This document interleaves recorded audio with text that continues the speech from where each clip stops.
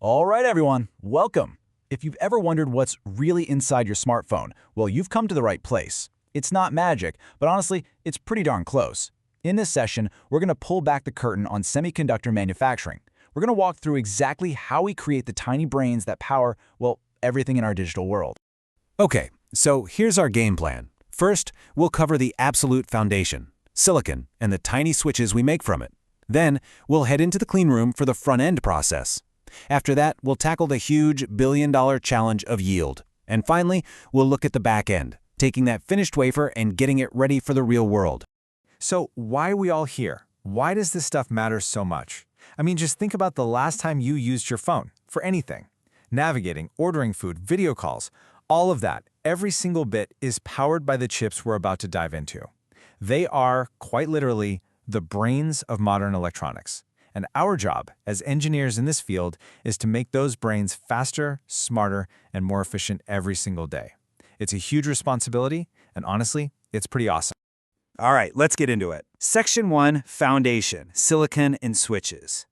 So how do we actually build one of these incredible brains? Well, it all starts with a single, humble element. The one that gave a certain valley in California its name, silicon. So, why silicon? Of all the elements on the periodic table, why this one? Well, think of a silicon atom like a little person with 4 hands. In a pure silicon crystal, every atom holds hands with 4 of its neighbors, forming this super stable, perfect lattice structure. Now here's the key. This perfect structure is a terrible conductor of electricity, and that's exactly what we want. It gives us a perfect, non-conductive, blank canvas that we can then engineer to do our bidding. Okay, so we have our blank canvas. Now for the magic. We can completely change silicon's properties by intentionally adding tiny, tiny amounts of impurities. This process is called doping. Think of it like this. If we add something like phosphorus, which has 5 valence electrons, or 5 hands, that 5th hand is just kind of left over. It's a free electron that can move around and carry a negative charge. That's our N-type silicon. On the flip side, if we add boron, which only has 3 hands, we create a spot where an electron should be, but isn't. We call this a hole, and it acts like a positive charge carrier. And that is P-type silicon. So now we have N-type and P-type silicon. What happens when we put them together in a very specific way? We create the single most important invention of the 20th century, the transistor. At its core, a transistor is just a switch, an incredibly tiny, microscopic switch. You apply a small voltage to the gate, and boom, current flows from the source to the drain. That's your 1. You turn that voltage off, the current stops. That's your 0. And that's it. Every single thing digital, every calculation, every pixel on your screen, every AI model, it's all just billions of these tiny switches flipping on and off at mind-boggling speeds. And for the last 50 years, our industry has been on this relentless quest, driven by Moore's law, to make these switches smaller and smaller and smaller. But as you shrink things down to the atomic scale, you run into some serious physics problems. To keep control of that tiny switch, we've had to completely reinvent its shape. We went from flat, planar transistors at 28 nanometers to the 3D fin structure of FinFETs at 7 and 3 nanometers. And now, as we push towards 2 nanometers, we're moving to nanosheet transistors. Each one of these jumps was a monumental engineering challenge, and it's what has allowed the digital revolution to continue. Okay, so we have the theory down. We know what a transistor is. Now for the really hard part. How do you build billions of them with atomic precision on a single piece of silicon? For that, we're heading into the clean room. Welcome to the front end. I need you to imagine a place that's up to 100 times cleaner than a hospital operating room. A place where a single speck of dust, just one, can be a yield killer. A meteor crashing into the tiny city we're trying to build on the chip. That's the clean room. And the biggest source of contamination? It's us. Our skin, our hair, everything. That's why we wear these full-body bunny suits. We're not protecting ourselves, we're protecting the wafers from us.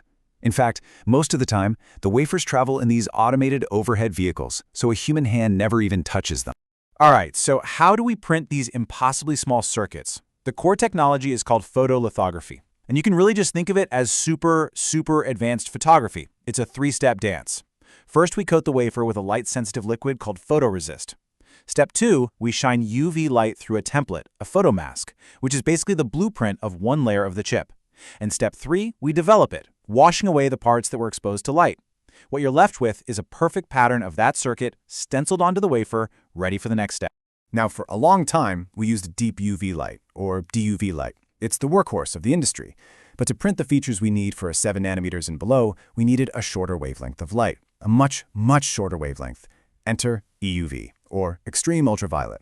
This light is so extreme, it's absorbed by literally everything, including air. So the entire machine, which is the size of a bus, has to be in a total vacuum. It can't use glass lenses, so it uses a series of hyper-polished mirrors. And when I say hyper-polished, I mean if you blew one up to the size of Germany, the biggest imperfection would be less than a millimeter. It's an absolutely insane piece of engineering.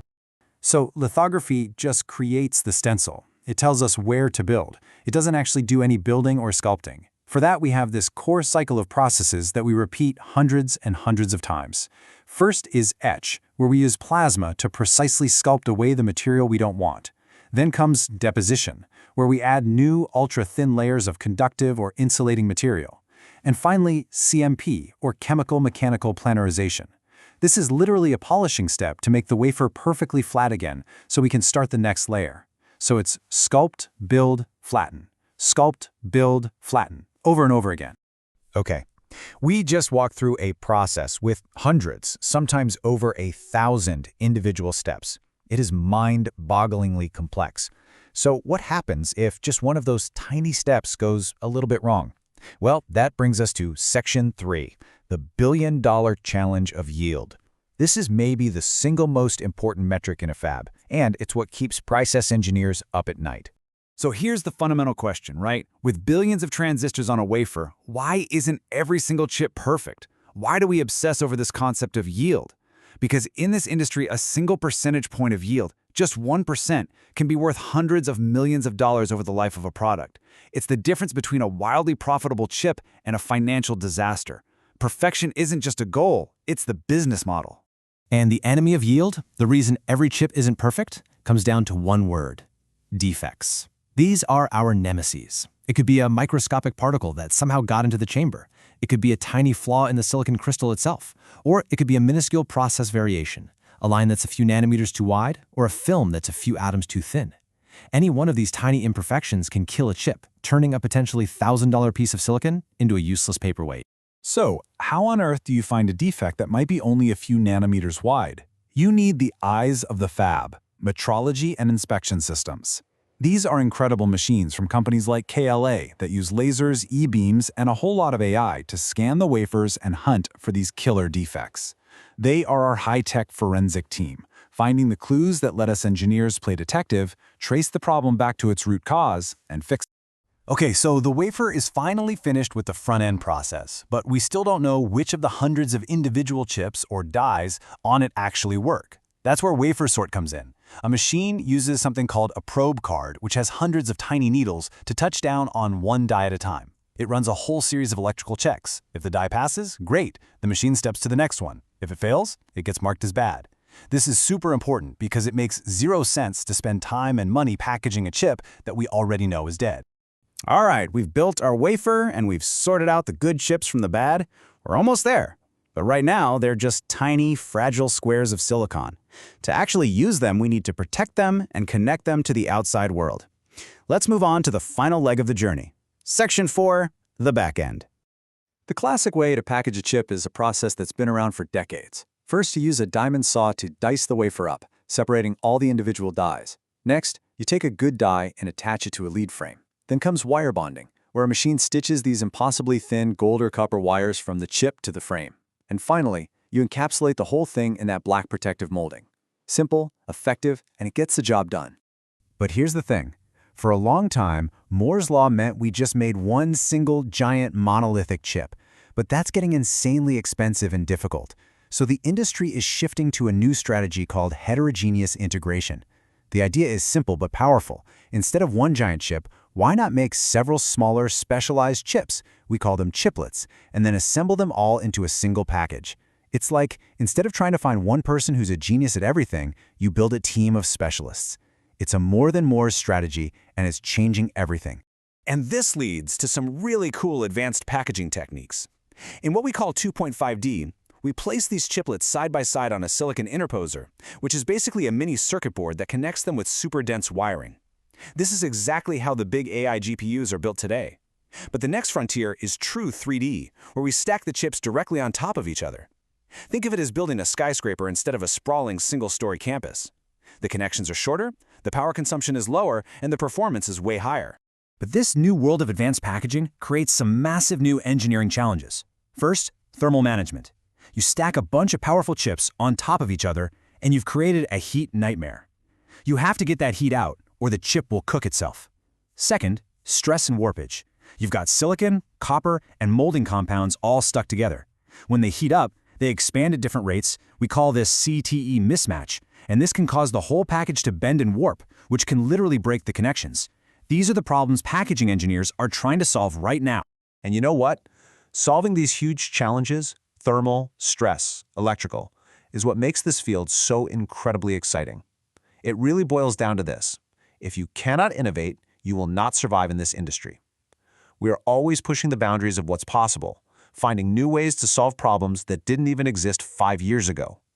It's a constant cycle of learning and invention. So think about it. If chips are becoming more like Lego bricks that we can assemble in any combination we can dream up, what does that mean for the future? We can mix and match logic, memory, and different sensors all in one package. The possibilities are genuinely endless. The only limit is our creativity and our engineering skill. So the final question I want to leave you with is, what will you build next?